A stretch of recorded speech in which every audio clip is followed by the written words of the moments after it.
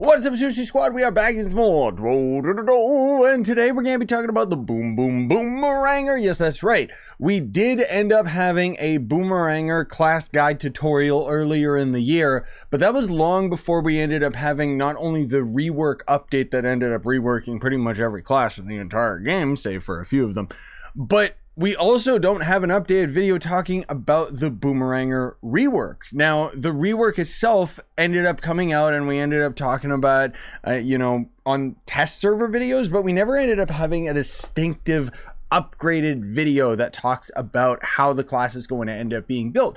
Generally speaking, the class is going to be built the exact same. However, there are going to end up being some slight changes in terms of how you're going to be dealing maximum amount of damage. So that's what today's video is for. So just before we get into today's video, let's talk about the slight distinctions between ranged and melee mode, because they are going to end up being different from any of my previous videos. Namely, there's going to end up being the new passive ability, which makes it so that when you're in ranged mode, you'll shoot fire arrows, ice arrows, and exploding bomb arrows in that order, 1, 2, 3, which is important to remember. And then there's also going to end up being this little fairy ally that's following you around, and when you get low on health, it is supposed to heal you, but it doesn't always.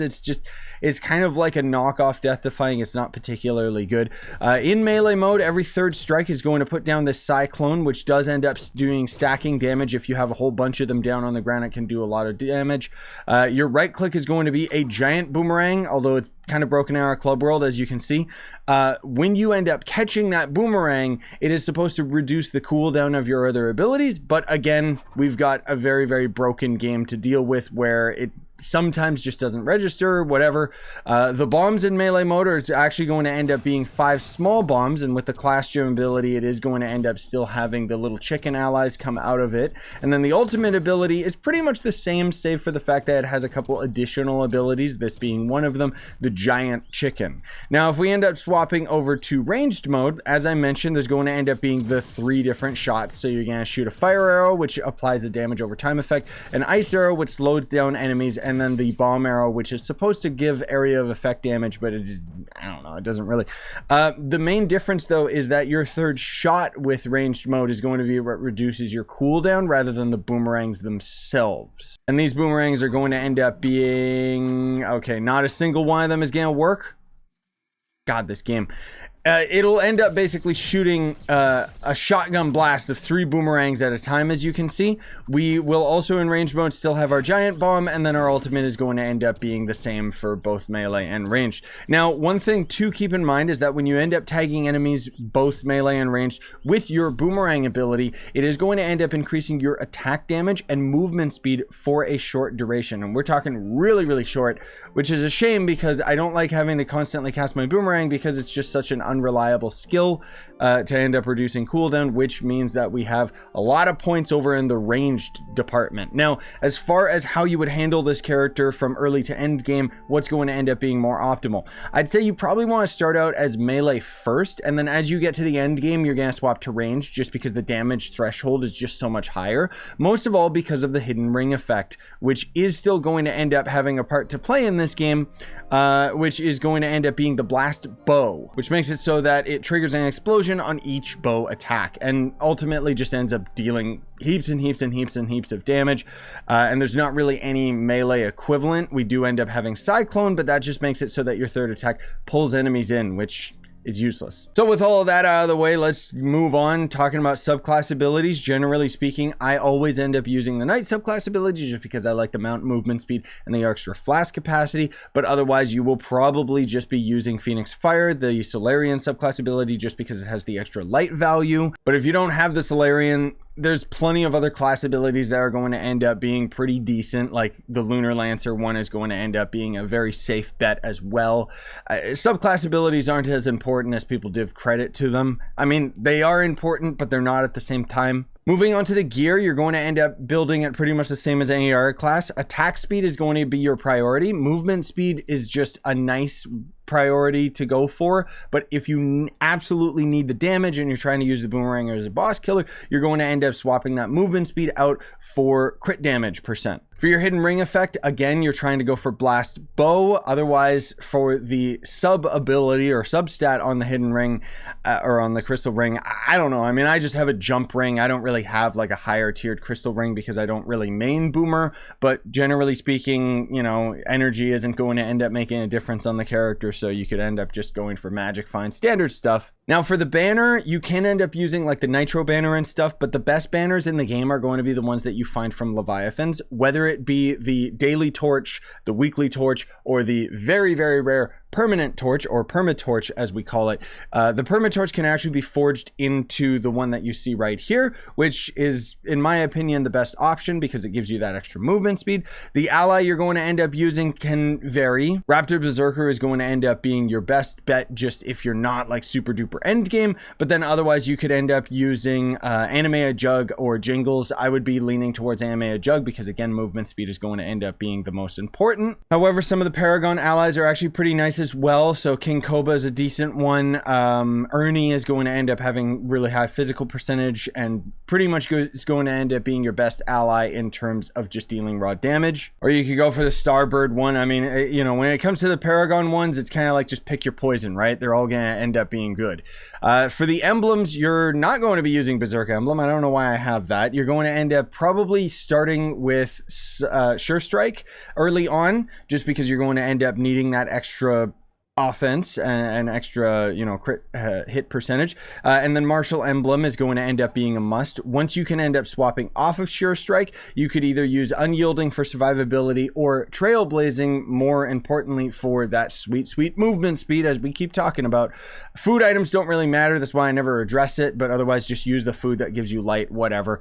And then your flask is generally going to end up being death defying. Generally seems to be my key word today, I just keep repeating it. But you can use Conjurer's Crucible. There are other flask options, but I mean, we all know Death Defying is going to end up being the best one. So now I'm just going to kind of sound off generic mid to end game stats that you guys are going to be focusing on before we get to the gems themselves. For your physical damage at its base value, you want to have somewhere around like 100k and up.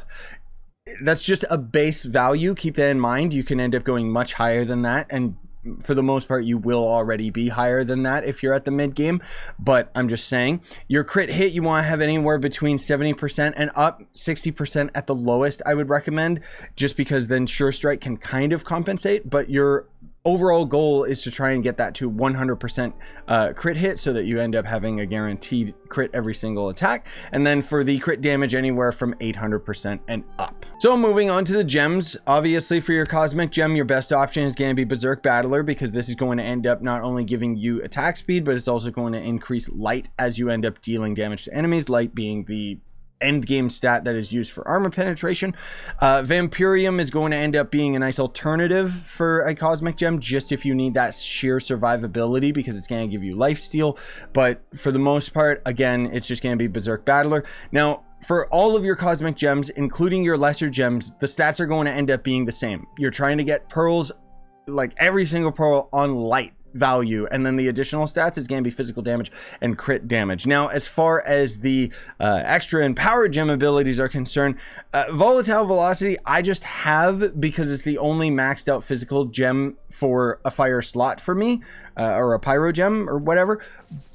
But you wouldn't necessarily end up going for Volatile Velocity on the Boomeranger. I would say that Explosive Apolog is going to end up being a better option, because if you're using ranged mode, otherwise you can end up having Cubic Curtain for survivability. You know, this gem slot doesn't really matter too much, but Explosive Apolog would be very, very nice, just because Volatile Velocity, though a good ability, is not going to end up impacting the Boomeranger as much as it does for, like, say, the Shadow Hunter. Pyro Disc is going to be the only one that's an absolute guarantee, and then of course you need to have Bach Bomb as well, which I don't have my Bach Bomb maxed out or anything like that, as you can see, and it doesn't have optimal stats, but the optimal stats that you're going to be going for on all of your empowered gems are going to end up being 2 pearls physical, 1 pearl crit damage, no pearls crit hit, until eventually you have over 100% crit hit. Then you can start swapping crit hit off of the gems for max health, which as you can see, I don't actually have 100% crit hit, and that's strictly because my Bach Bomb is not actually maxed out, because all of these gems on my Shadow Hunter, I do end up having 100%, and that's why I have the additional max health. So speaking of lesser gems, these bad boys, 3 of them are going to end up being basically the exact same as the Empower gems. So 2 pearls physical, 1 pearl crit damage, and no pearls crit hit, while the other 3 are going to end up being 2 pearls crit damage, 1 pearl physical damage, no pearl crit hit. Now, that is just kind of a base idea that you're aiming for, but if you end up having a gem that's got 3 pearls in crit damage, or another gem that's got 3 pearls physical damage, and just some variation between where the pearls are located, it really doesn't matter that much, because I mean, you might end up even having better coefficiency than me, but it really doesn't matter that much when it comes to all of this endgame stuff.